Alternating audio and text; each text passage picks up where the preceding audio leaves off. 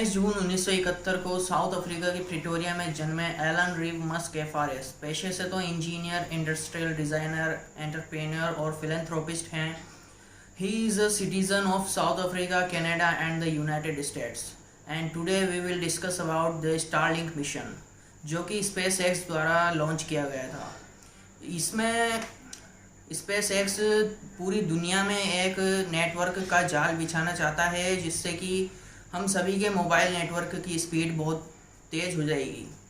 और space x Elon Musk द्वारा 6 मई 2002 को एस्टेब्लिश्ड की गई थी, जिसका हेडक्वार्टर हॉथॉर्न कैलिफोर्निया में है।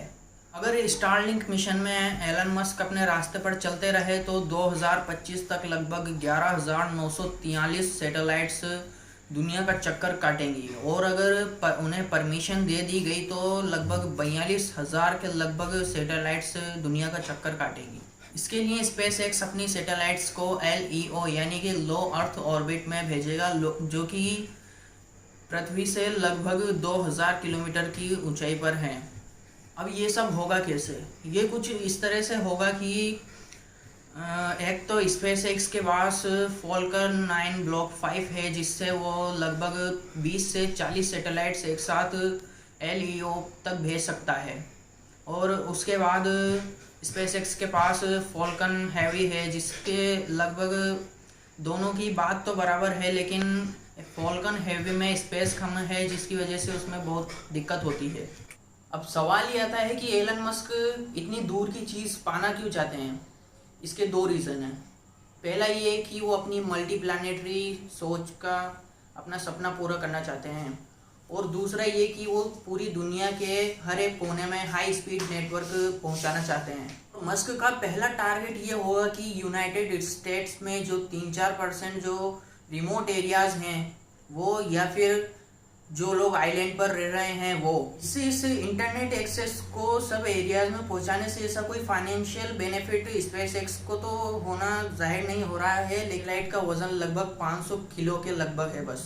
और स्पेस एक्स अभी एक BFR नाम का रॉकेट भी बना रहा है, जिससे अगर वो बन गया तो उसमें पेलोड LEO तक ले जाने के लिए लगभग 200 सैटेलाइट्स है, जिससे तो सारी दिक्कत ही खत्म हो जाएंगी। क्योंकि उससे एलन मस्क को इतना फ़ायदा पहुंचने वाला है कि अगर उसे मार्स तक लोगों को पहुंचाना होगा तो वो तो यूं ही बस पहुंचा देगा लोगों को कि हाँ चलो पहुंचा देते हैं लोगों को।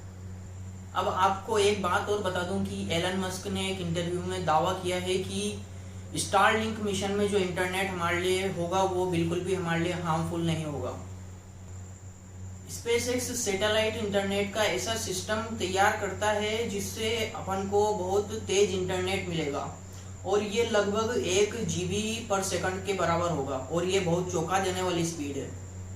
स्पेस एक्स ये एक्सपेक्ट करता है कि वो 1 साल के अंदर अंदर पूरी दुनिया को इंटरनेट की सुविधा प्रदान कर देगा।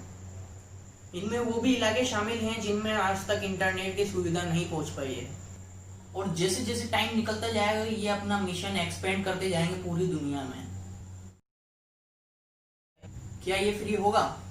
फोर्ब्स के मुताबिक एलन मस्क ने एक इंटरव्यू में ये बोला है कि ये बहुत ही सिंपल होगा कि स्टारलिंक का इंटरनेट लोग कैसे अपने पास ला सकेंगे, और पूरी दुनिया में कहीं भी इसको एक्सेस करना लगभग फ्री ही होगा, ऐसा फोर्ब्स ने जानकारी दी है। क्या ये सैटेलाइट सेल टावर को रिप्लेस करेंगी? अभी कंपनी का सोल फोकस ये है कि वो सेल फोन की सर्विस पर ध्यान देगा। उनका मेन गोल ये है कि छोटी छोटी सैटेलाइट्स को दुनिया के आसपास पहुंचाना, जिससे हर किसी का मोबाइल उससे कनेक्ट हो सके। अगर आप सोच रहे हैं इसमें कुछ रिस्क नहीं है तो ऐसा मत सोचिए।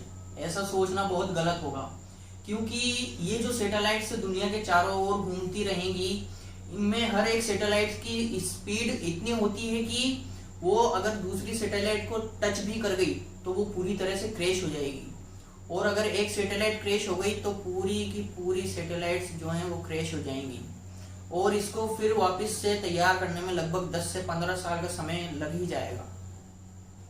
अगर मैं अपनी राय रखूं तो ये मिशन जो है बहुत सक्सेसफुल होने वाला है, क्योंकि एक तो ये रिमोट एरियाज में अपना इंटरनेट प्रोवाइड करेंगे हैं, जिससे उन लोगों को भी इंटरनेट मिल पाएगा जिनको कभी इंटरनेट नहीं मिला था, और उससे वो अपनी प्रोग्रेस कर सकेंगे बहुत अच्छे से। और एक ये कि दुनिया की टेक्नोलॉजी इससे अलग ही लेवल पर जाएगी।